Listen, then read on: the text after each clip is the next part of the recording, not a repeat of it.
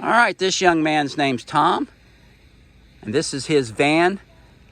I took a look inside and said, I have got to do a video on this one. So Tom, how long did it take you to do this? Well, this has been a work in progress for probably 5 years. I used to pull a 24-foot trailer, but then I got rid of that and we got a little motorhome. But then I converted this so I could take off on my own, and I go out to Arizona all the time with it. Kinda on your own. Kinda on my own. There's Alice. Hey, baby. All right, maybe we look inside. Let's stop. How much solar you got up on the roof?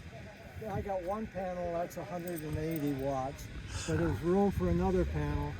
I've got 2 more 180 watts at home, but so far this one has been doing the job for me, and I've been using it while I've been driving. Even though I have a connection to the alternator, this has been keeping everything up.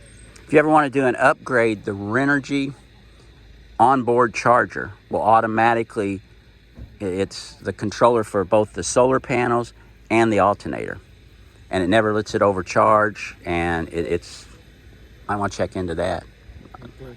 I'm kind of biased on it because I love mine. Yeah, I'm a Renergy fan myself. Look at Ope, he just makes himself at home. All right, I don't know what you guys think, but this is what I saw, and I just basically closed the door back and said, I have got to do this review. Look at this.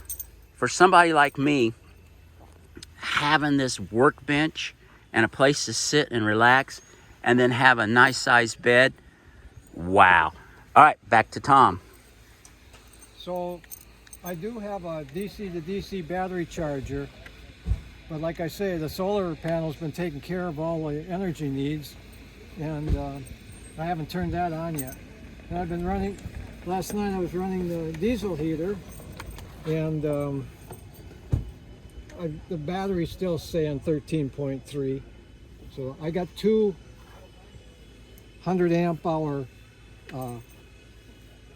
batteries back behind the... Just like deep cycle lead acid? No, that's... Oh, you got lithiums? Lithiums. 2 100s. 2 100s back there. Great.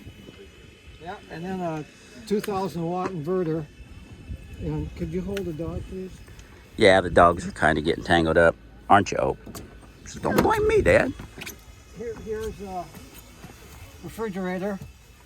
Small one, but it does the job, right? does the job. And then here's the kicker. This is what saves everything. You don't have any trouble with that with 200 amps? No. I only use the lower settings. That's all you need. I don't even hardly see a voltage drop when I use that. But this is what has taken, changed everything. A game changer, huh? Yeah.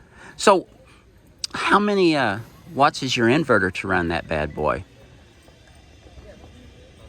I haven't put a meter on it, but it But your inverter that you use to change 12 volt into 110, how big is it? Do you know off the top of your head? oh, the inverter's 2,000 watt. Okay. Yeah, it's mounted on the wall back under here. So if you... I'll have to upgrade my inverter then, because I've been wanting to talk to somebody about that, because I think that would be the way. When you said you only had 1,000 watts... Well, it's 12, but yeah. It's not enough. It'll do my coffee maker, but... All right, let me turn this around. Yep, there's another purchase in my future. But here's the DC to DC charger, and then the charge controller, and then the fuse thing, and then I have these old 12 volt lights that I had. Somebody was changing them out. They were emergency lights, and so I mounted them up around. This van started as a dog hauler, and that was this platform. But I kept looking around trying to find where I need space to store clothes and stuff. So I thought, okay, those plastic totes. I made it big enough to get them under there, but then instead of buying, I just went and found a bunch of boxes and cut them down to the right size, so I got my clothes and everything in there. And you can custom cut them perfectly, can't you? Yeah. Yeah. And That's amazing. so now I got tons of storage, and I left this aisle open for my electric bike. I didn't bring it this time, but when I go out west, I always take my bike with. Man.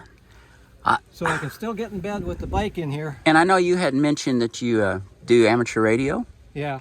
And is that you work on them and stuff here? Is that what the bench is mainly for? No, this is just for eating and cooking and stuff like that. But I have one radio here.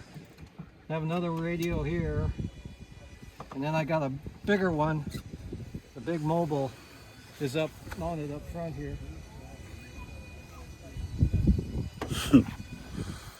So, I'll tell you what. This is really nice. And then you got storage in the back, I guess. yeah.